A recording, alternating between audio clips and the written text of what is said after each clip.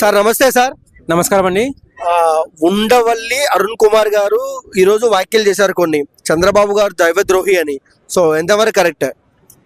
అంటే ఏ విధంగా దైవద్రోహి అని చెప్పేసి నాకు ఇంతవరకు అర్థం కాలేదండి. ఆయన దైవద్రోహి అని చెప్పేసి అంటే అది సరిపోతుందా? అంటే ఆయన తిరుపతికి ఇంతవరకు వెళ్ళలేదా?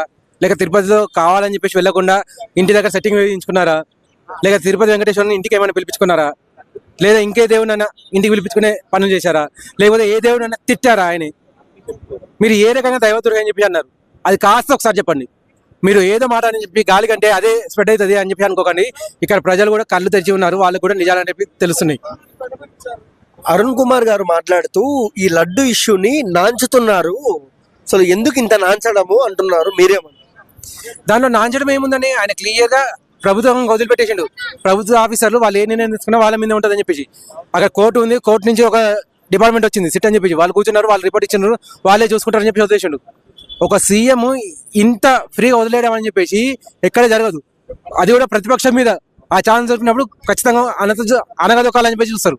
అటువంటిది ఆయన ఏ చర్య తీసుకుంటారు. ఆయన మీరు చెప్పేది ఎలా అనిపిస్తుంది అంటే ఖచ్చితంగా చర్య తీసుకోవాలి, జగన్ని బొక్కలేయాలి అని చెప్పేసి మీరు అంటుంది ఆ రకంగానే మాట్లాడుతున్నట్టుంది. మీరు ఆయనే వదిలేస్తున్నారు కానివ్వండి, ఏదో ఒక రిజల్ట్స్ అనేది వస్తుంది, వాళ్ళని ఫ్రీగా పని చేసుకోనివ్వండి అని చెప్పేసి ఆయన పని వదిలేసి మిగిలిన పనులు చూసుకుంటున్నారు.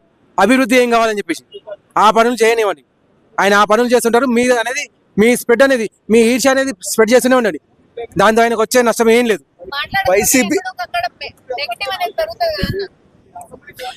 మాట్లాడకపోతే నెగిటివ్ అని కాదండి, ఆల్రెడీ సిట్ అనేది రిపోర్ట్ ఇచ్చేసింది, నెయ్యే కాదని చెప్పేసి వచ్చింది. నెయ్యే కాదంటే చోట ఖచ్చితంగా చర్యలు ఉంటాయని చెప్పేసి సామాన్య ప్రజానికానికి కూడా అర్థమైపోయింది. సో దీంట్లో ఇంకా సీఎం గారు చెప్పేసి ఏవో ఇంకా అల్లరి లేపడం ఆయనకి ఇష్టం లేదు. ఆయన అధికార పక్షంగా ఉన్నాడు. ఆయన అల్లరి అనేటివి వస్తే అనగదొక్కాలని చెప్పేసి చూడాలి.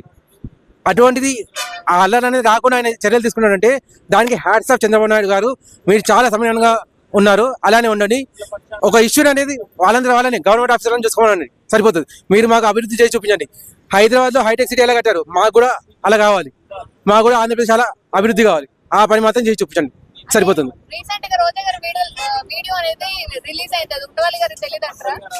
ఎందుకు తెలియదండి? ఈవెన్ వాళ్ళల్లో వాళ్ళు, ఈవెన్ ఉండవల్లి గారు కూడా భయపడుతున్నారు. దీని మీద ఏమొస్తుంది? అధికారులు చర్య తీసుకునే లోపల మా మీద దేవుడు ఏమైనా చూపిస్తాడా? కొంతమంది గుట్టల్లో తెలియకుండా శవాలు మాయమైనవి, ఆ రకంగా మాకేమైనా జరుగుతుందా అని చెప్పి వాళ్ళు భయపడుతున్నారు. వాళ్ళ వీడియో రిలీజ్ చేసుకోవడం కూడా వాళ్ళకి ఉద్దేశం కూడా ఇదే. వాళ్ళు కావాలని ఆ వీడియోని రిలీజ్ చేసుకున్నారు. మేము కూడా భయపడుతున్నాం, మమ్మల్ని వదిలేయండి, ఇప్పటికైనా మాకు దేవుడి భయం అనేది ఉంది. మా వాళ్ళు చేసిన తప్పే, మేము చేసిన తప్పు కాదు, మా వాళ్ళ వల్ల జరిగింది అని చెప్పి పరోక్షంగా ఆ వీడియోలు చూపించారు. వాళ్ళకి భయం అనేది ఖచ్చితంగా ఉంది. ప్రభుత్వం అనేది చర్య తీసుకోండి, దేవుడి వరకు తీసుకెళ్ళకండి అని చెప్పి వాళ్ళు భయపడుతున్నారు. మీరు తొందరగా చర్య తీసుకోండి, ఏదో ఒక శిక్ష వేసేయండి, దేవుడు కూడా తెలిసేలా చేయండి.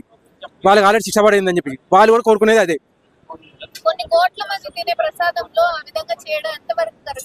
నీచమైన ఏమైన పని, ఇంతకంటే ఏదైనా వర్డ్ ఉందా చెప్పండి, ఆ వర్డ్ని యూజ్ చేద్దాం. ఎందుకంటే హిందువులు భారతదేశంలో మాత్రమే స్వేచ్ఛగా బతకగలుగుతున్నారు. అటు పాకిస్తాన్లో కానీ ఇటు బంగ్లాదేశ్లో కానీ హిందువులు అని పొరపాటున చెప్పుకున్నా కానీ ఎప్పుడు చేస్తారో తెలియని పరిస్థితి వాళ్ళకు. అటువంటి హిందూ దేశంలోనే వాళ్ళ ప్రసాదం వాళ్ళు తినలేని పరిస్థితి వీళ్ళు ఏర్పరుస్తున్నారు. నేను చెప్పేది వాళ్ళకు అందరికీ ఒకటే, వాళ్ళ ప్రసాదాలను వాళ్ళకు వదిలేయండి, వాళ్ళ ఉద్యోగాలను వాళ్ళకు వదిలేయండి. మీ క్రిస్టియనిటీ దగ్గరికి వాళ్ళు రావట్లేదు, మీ ముస్లిం స్థావరాలకు, మీ ముస్లిం ప్రదేశాలకు వాళ్ళు రావట్లేదు. సో హిందువుల దగ్గర వదిలేయండి, వాళ్ళ తిండిని వాళ్ళకు వదిలేయండి, స్వచ్ఛంగా ఉంచండి.